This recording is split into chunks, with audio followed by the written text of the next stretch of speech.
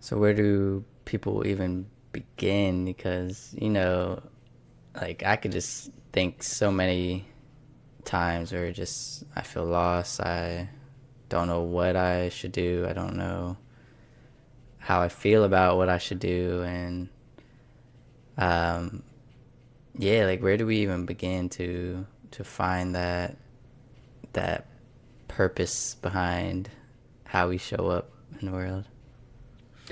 I encourage really starting with yourself. And I talk about connecting to the source or the creator of who you are and what you were designed for. The best way for us to figure out who we are is to maybe go back to the manufacturer that created and made us, and Mm, find out, hey, can I figure out what is it that I'm all about? I talk about in the book that we are tripart beings, being that we are a body, which we are, utilizing our senses, whether we hear, we are smelling, we are looking and seeing, or we're touching.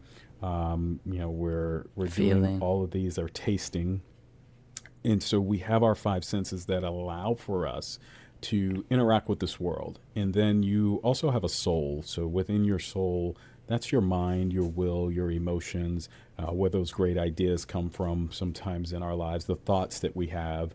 And then there's a spirit within you, the spirit that is kind of what the core of who you are and your being is. And my explanation is for us to try to get all of those areas aligned, because if your Mm, body is in one place but your mind is in another place, you're never going to be able to really interact in this world in a great way. So there's other things that occur, and you're not going to be able to really have relationship with all of the areas of this world, whether it's people or objects or anything in this world, because you have this dichotomy happening.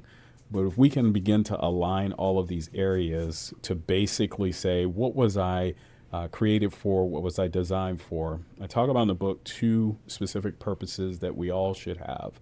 One is a general purpose, and one is a specific purpose. And your general mm, purpose is that you please your creator. mm. I call my creator God. You may call your creator something else, whatever you call your creator, that you go back to your creator and say, I want to please you for my general, that's my general purpose. And so my creator I call God, as is stated in the Bible, is God is love. Then my Mm, expressions and everything that I do will be in love. And so when I'm interacting with people, when I'm going throughout the world, I'm going to start to align my life with that love that I have for my general purpose. But then there's the second area of purpose that is really important for all of us, is that our specific purpose. And our specific purpose is gifting that every single one of us has. Each of us has it. You have something, at least one thing, some talent, something that you have, that it could be either one thing or multiple things that you are good at. And when I say you're good at it, mm. it's not something you have to work for. So there are many things that we can do to improve our skills and improve our knowledge about things, but this Yeah. is out of the gate. This is something that you're good at, and out of, You whether came it's, out the womb, is it? yeah, people tell you, and they'll tell you, they'll confirm it to you and say, hey, this is something you're really good at. And that's your specific purpose. Mm, And once you understand what your general and your specific purpose is, and you kind of know what that is, then you can then start to be able to work in this world in a different way. Many of us are working in this world from the outside in. So something happens to us, we look at the outside external circumstances. Maybe it's, I'm looking at my bank account and I'm looking at the money that's there or not there. that's not Or there. maybe I'm looking outside and there's a storm outside and it's affecting and it's scaring me and it's Mm, freaking me out. There yeah. are ways that we can look at things from the outside in, but what if you could potentially walk through this world looking at the world from the inside out? It'll be very different, because if you understand that I have the ability to make changes, be able to live this life in a different way, then you begin to see things differently. So I would say you start by looking in, And of course, there are techniques and abilities to be able to do that, but that's the goal of what you would start and where you would start with everything. What about the people who don't feel like they have a higher being, or the atheist or the scientist people, um, that would say like this is just like woo woo? What do you tell those people? I would say lean into who you are initially. And I always ask this question of whether or not you believe that there is some higher power, a higher Mm-hmm. entity. The question always becomes, are you able to think Mm-hmm. and see and change things? Where are Yeah. those thoughts coming from? How are those ideas coming to you? Is it just, if even if it's just biology, it's still coming from somewhere. Can you lean into that? Can you Yeah. lean into understanding that who you are allows for you to change your situation, change where you are? Of course, the idea is if you are only looking at the physicality of who you are in a space where you can see that there have been times in your life where you have been able to take an idea of your own and you have worked with other people, or you have created something, whether it's art or anything in your life that you've allowed to kind of become a reality in this world. And so that's what I would say. If you only believe in the science, which is what you observe, it still aligns with what we're talking about.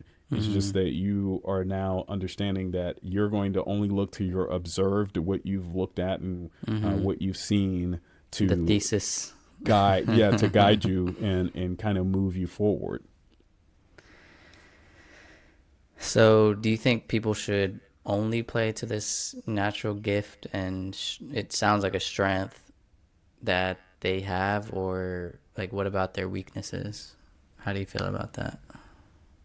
So I provide a great analogy at the beginning of the book. It talks about us really showing up in this world as actors and actresses. So, Mm-hmm. and what I explain is that we can look at the movies, and I just went to go see a big movie, and it's got big movie stars, and they Yeah. are all over social media, they are on billboards, and so you have these actors, and they're just big is everything. But sometimes that's what we're showing to the world as actors and actresses. And so on my book, Mm. I have a mask on the book, and it really goes back to the times of the Greeks. When they would do acting, they would put masks on Yeah. to show that they were acting.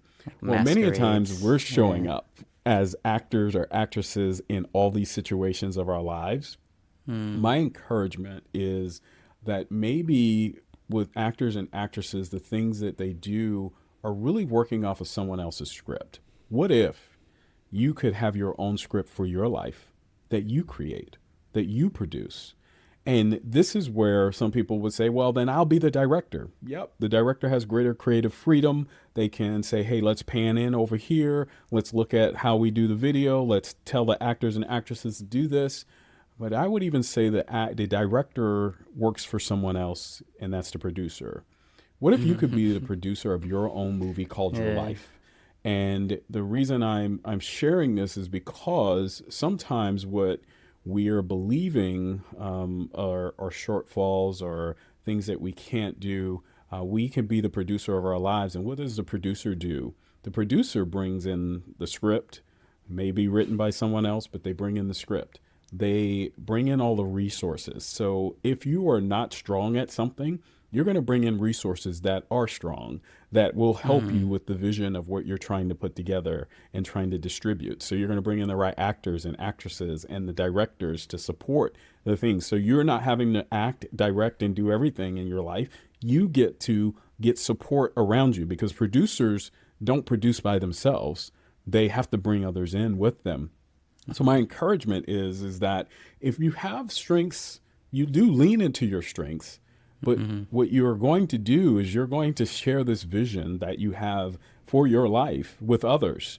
And what we will find is that many want to help in your vision of your life in many ways. That if you begin to bring that together so that you can distribute and you can begin to produce your life to the world. And for some people that can be scary, but it's what we all need. We need your uniqueness. We need your gifting. We need what you provide and what you are built to give to this world. That's the idea of saying, hey, I may not be the best at all things, but I can relate to others and bring them in and bring them onto the vision and produce this great movie called My Life. Called Insert Your Name. Yes, yes. No, I like that. People, I feel like the producers don't get enough credit in creating a film, to be honest. But they make what all do the you, money, though. You know, Yeah. when it comes down to it, you know, They're an like the actor- business of the film. Yes, yes. Yeah. And so you want to get the greatest payoff in your life, be the producer of your life.